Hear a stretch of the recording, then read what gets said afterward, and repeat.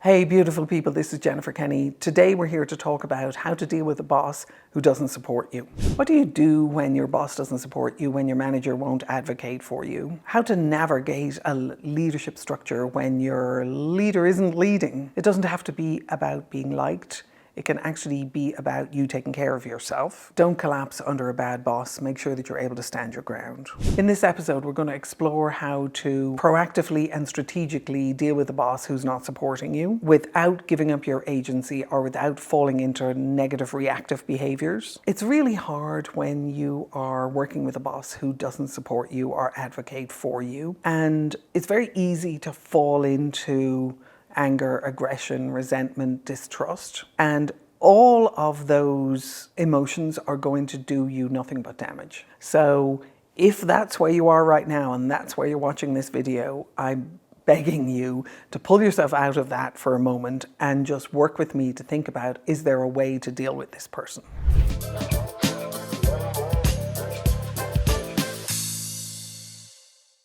What I've found in working with these type of situations, and I've been in a position where I've been the leader of the boss and have had to intervene in a situation where an employee would come to me circling around their boss and saying, hey, I don't think my boss is really supporting me, or I need more help, or whatever it was.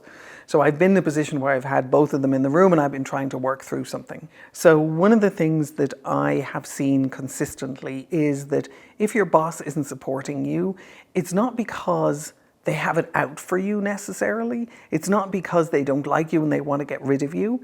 It's more than likely because they don't know how to support you. So in another video, I talked about the idea of best, worst, most likely. Best case is they don't know how to support you and we can help them learn how to do that. Worst case is they absolutely hate your guts and want you off their team. Most likely scenario is there's some lack of understanding between both of you and your boss doesn't know how to support you. So let's talk about those different scenarios. They absolutely hate your guts and they want you off your team. That's a really hard thing to really get to grips with. So I would propose that we just put that one aside for the moment, because there's a lot of things that you can do before you come to that conclusion. And hopefully if you do these things, you won't come to that conclusion. So what you can do in these circumstances is, let's go with the best case. Best case is if they don't support you, it's because they don't know how to.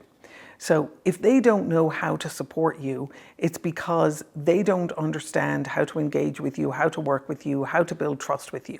If you have other people on your team who they have successfully supported and who they successfully build trust with and who they successfully engage with, then it means that they have some of those skills, but they just don't happen to have them when it comes to working with you. One of the conversations that needs to be had in that particular circumstance is to do what I refer to as declare a breakdown. So a breakdown is exactly the same as a breakdown that you might have in your car. You're driving along the freeway and all of a sudden, boom, something goes wrong with your car. And I've had tires blow out on me and I've had gaskets blow in engines and your car just stops and you're left there with a steaming pile of problem, or you're left there with a smashed tire and everything comes to a halt. Your ability to be able to declare breakdowns at work is something very important for you to learn how to be able to do if you want to be able to look after yourself at work and you want to be able to remove log jams and keep things moving. And you can also teach your people how to do it so they can do the same with you. If your boss isn't supporting you, it's perfectly acceptable for you to have a conversation with them. It's not going to be an easy conversation and it's going to take some prep. The difference between going in and complaining to them and making it personal when you have that conversation with them and versus declaring a breakdown is really, really important. If you're going into your boss and you're saying, look, I don't think you're supporting me and I'm really upset about it and I'm very angry, and in that meeting last week you didn't even listen to me and you wouldn't let me speak up and you shut me down, and when it came to a promotion last year you didn't deliver that for me either. So you can have that whole conversation. That's a complete waste of your time, because what you're doing is you're moving into the blame and shame game. Nobody responds well to the blame and shame game. If instead you're going in and you're saying, hey, look, I've been working for you now for 6 months and I think that it would serve us really well to have a conversation, and I'd like to understand whether or not you think I'm doing a good job. Now, if you have a conversation about whether or not you're doing a good job, they're either going to say, oh no, I think you're fantastic, you're doing a really, really great job. That opens the door wide open for you to go, okay, if you think I'm doing a great job, help me understand a little bit why this, and this are happening. Why I don't get to present in this particular case. Why you don't consider that I'm eligible to have conversations with you about my next promotion or my next opportunity. You'll have specific things that your boss has done or not done that you can then open the door on to have the conversation around. So you're now creating an environment where you can have a very mature conversation with your boss to be able to understand what the disconnect is or what the problem is or what the issue is without assigning blame from the get-go.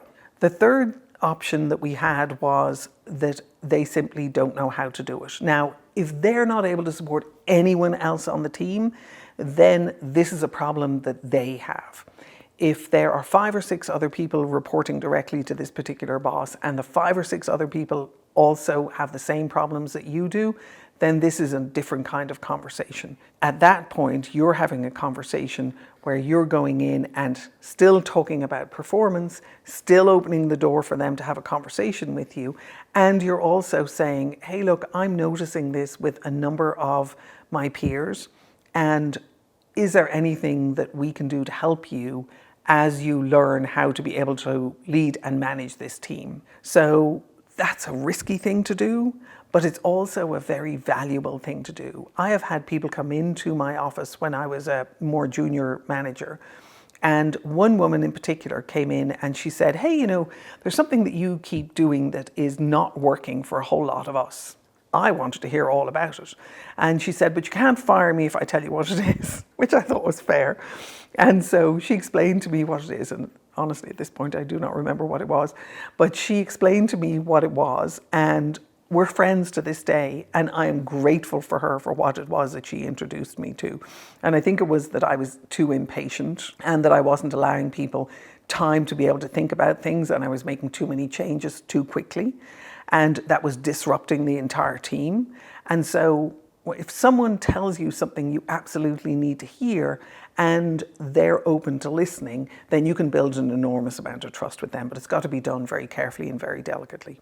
So let's go with the idea that says that there's something not working just between you and your boss. You've now gone into their office, you've had the conversation that says, hey, I'm just checking in with you about my performance. I've been here working for you now for 6 months and I want to see how it is that I'm doing. They tell you that you're doing fine, then you open the door to have the conversation around why it is that you're not feeling supported in the process with specific examples. If they tell you that they're not happy with your performance, then that's other conversation that you really need to have, which is what is the disconnect between what they expect of you and what it is that you're delivering. Once you have that conversation, that might be the one that solves the problem of whether or not they support you. The most important thing that you can remember in this process is if you have a boss who you feel is not supporting you, don't let it sit there because it will grow and fester over time. And if you have the courage to be able to deal with it from the point not of blame and shame, but from the point of this is a simple breakdown around how it is that we work together. When I run working sessions for people, I often say to people, okay, who came into work today to piss everyone else off? Most people will laugh out loud when I say that. And I will have prefaced it with asking people, who got upset or pissed off at work today? Everybody will put their hands off. I follow it up with who came into work today to piss people off? Everybody will laugh and nobody will put their hands up. So if somebody at work is pissing you off, the chances are extremely high that they are doing it unintentionally. Now there's always going to be 1 or 2 people who just get a kick out of goading other people. And they're people you want to just do a wide berth around. But if it's your boss, there's a fairly good chance that they are not intentionally pissing you off. There's a fairly good chance that there's a good conversation that can be had there that will actually grow you as a leader, grow you as a manager, grow you as someone who your boss can trust and respect. I strongly recommend that you look at my video on courageous discomfort. And the title of that video is how you can continue to enhance your management and leadership skills. In there, I talk about the courage to go and be able to have these conversations. If you do it rather than sit with it and allow it to fester for you, you will thank your future self will thank you enormously. Let me know how it goes for you. Drop a comment in the videos, and I wish you the very best of luck with what is a difficult conversation.